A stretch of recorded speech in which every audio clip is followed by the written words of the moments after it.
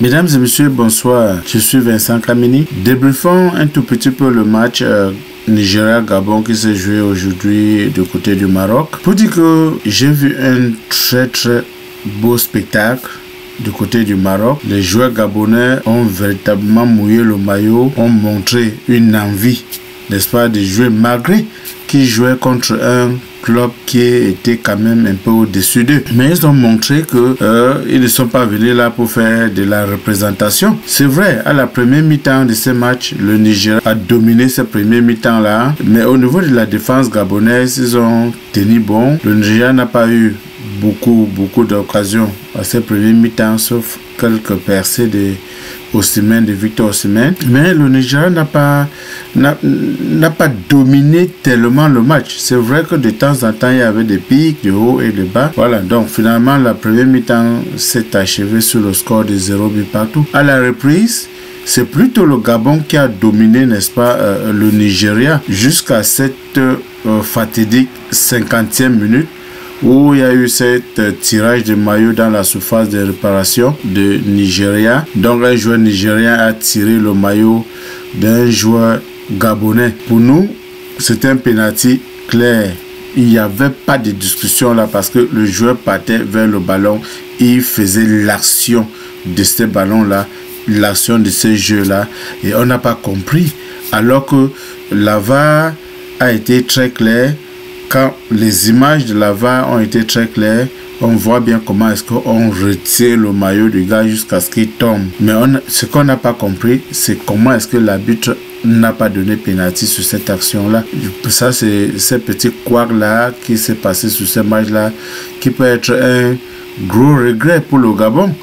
Voilà, parce qu'après ça, le match a continué. Le Gabon a continué à bien jouer, tellement ils étaient à l'aise que à la 78e minute, le défenseur a fait cette erreur fatale en voulant donner le ballon, je ne sais pas si c'est au gardien ou si c'est au défenseur central. Il a mis le ballon entre le gardien et le défenseur central et le ballon a été récupéré par le numéro 18 Adams, qui, n'est-ce pas, a dribblé le gardien et a marqué, n'est-ce pas, le but pour le 1-0 pour le Nigeria. Le Nigeria a donc marqué à la 78e minute. Voilà, et le match a continué. Mais il faut dire qu'à la 88e minute, le Gabon a quand même égalisé. Voilà, sur une belle frappe d'une action venant du côté gauche. Le Gabon a quand même égalisé. Je pense que c'est Lemina qui a marqué le but gabonais, si je ne me trompe pas.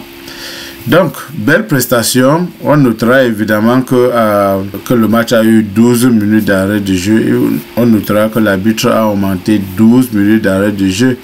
Et que jusqu'à ce que le match finisse, après ces 12 minutes-là, c'était un but partout. Donc, le Gabon a quand même tenu tête au Nigeria. Il faut dire que le match était d'une très bonne facture.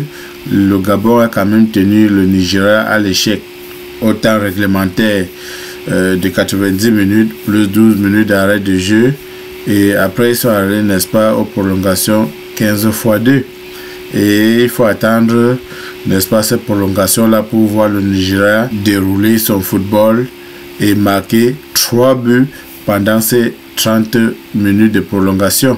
Victor Osimhen, n'est-ce pas, a fait un doublé. Voilà, le Nigeria a joué à l'usure. Le Gabonais était vraiment fatigué à la fin du match. Ils n'ont pas pu contenir la fougue du Nigeria, surtout Victor Osimhen, dont il a claqué, n'est-ce pas, il a marqué ces 2 buts-là. Voilà, pour donner l'avantage au Nigeria. Donc à la fin, le Nigeria a gagné le Gabon par 4 buts à 1. Le Nigeria a mérité sa victoire. Le petit quoi qu'il y a eu dans le match, c'est ce penalty. Donc je parlais plus haut qu'on a refusé au Gabon. On ne sait jamais. Peut-être si ce penalty avait été accordé, la physionomie du match pouvait être différente de ce qu'on a vu. Qui sait? Voilà. Donc si on considère qu'on a refusé le penalty au Gabon et que ce penalty-là, le Gabon pouvait marquer, on peut aussi rater, mais il faut d'abord donner. Ça veut dire qu'à la 90e minute ou ça veut dire qu'à la fin de ce match-là, dans le temps réglementaire, le Gabon pouvait gagner ce match par 2 buts à 1. Ça, c'est l'histoire. On va donc noter que le match est fini par 1 but partout et ils sont allés aux prolongations, et à la fin de 120 minutes, le Nigeria s'en sort en battant, n'est-ce pas, le Gabon par 4 buts à 1. Donc l'hierarchie a été respectée. Bonne chance au Nigeria qui va jouer contre la RDC quoi dimanche pour une place pour aller jouer, n'est-ce pas, le barrage intercontinental. Je pense que c'est comme ça que la FIFA a voulu que ça se passe. Nous souhaitons bonne chance soit à RDC soit à l'équipe du Nigeria. Pour celui qui va se qualifier, nous allons prier pour que au moins que l'Afrique a cette 10e place là pour aller à cette Coupe du Monde là. Voilà, donc le Cameroun nous a déçus, mais ça va.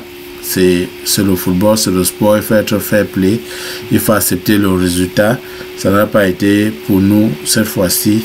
Voilà, nous pensons que la prochaine fois sera le bon, surtout si nous prenons le temps d'arranger tous nos problèmes dans notre propre pays. Voilà, mesdames et messieurs, je voulais juste partager ce petit moment avec vous pour développer le match du Gabon. Il faut aussi dire que le Gabon a très bien joué et féliciter, n'est-ce pas, l'équipe gabonaise. Voilà, comme toujours, mesdames et messieurs, il faut liker, partager pour nous donner de la force. Dites-nous en commentaire comment est-ce que vous avez trouvé le match. Oui, le Gabon a bien joué, mais l'hierarchie de football a été respectée. Le Nigeria a gagné par 4 buts à 1 à la fin de 120 minutes. Voilà, donc c'était un match très bien, un match de haute facture. On a pris du plaisir à voir cette équipe nigérienne et gabonaise jouer au football. Merci beaucoup. Bonne soirée à tout le monde. Bye bye.